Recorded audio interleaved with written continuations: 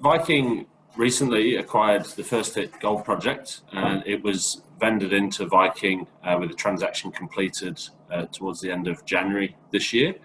The project came available to the board prior to me joining Viking, and it was announced, I think, in the December quarter or the end of the September quarter last year.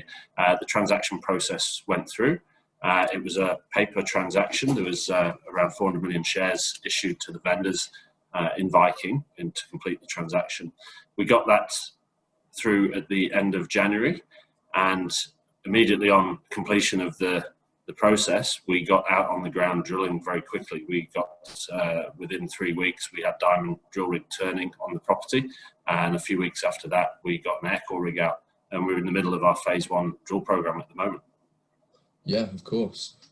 Now, compared to other gold mining jurisdictions around the world, how much comfort does WA provide, considering there's a multitude of neighbouring projects in your region, there's developed infrastructure, generally just a low risk environment? I think it gives us great comfort. The jurisdiction out here is probably, I'm maybe a bit biased, but probably the best jurisdiction to be operating in. We've got a very stable government. We've got a well understood and respected mining legislation, especially in Western Australia. Western Australia is very focused on the resources sector. It's a huge driver of GDP for Western Australia and a significant contributor to Australia as a whole. So for Viking, really, we know the rules within which we're operating. From my perspective, I've been working here for a decade. I moved over to WA in 2011 with Goldfields. I'm very across and comfortable with the mining law, all aspects relating to the tenements.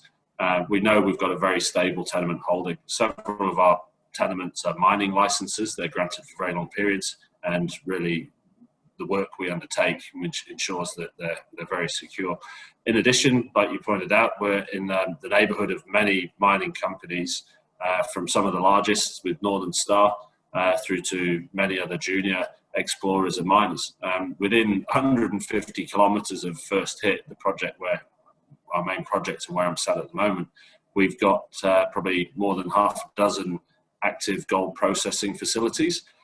Several of them owned by the mining companies themselves, but there's also some that are owned by private companies that undertake toll treating arrangements with the more junior miners and explorers. So we've got multiple different opportunities to monetize any mineralization that we find at First Hit for Viking.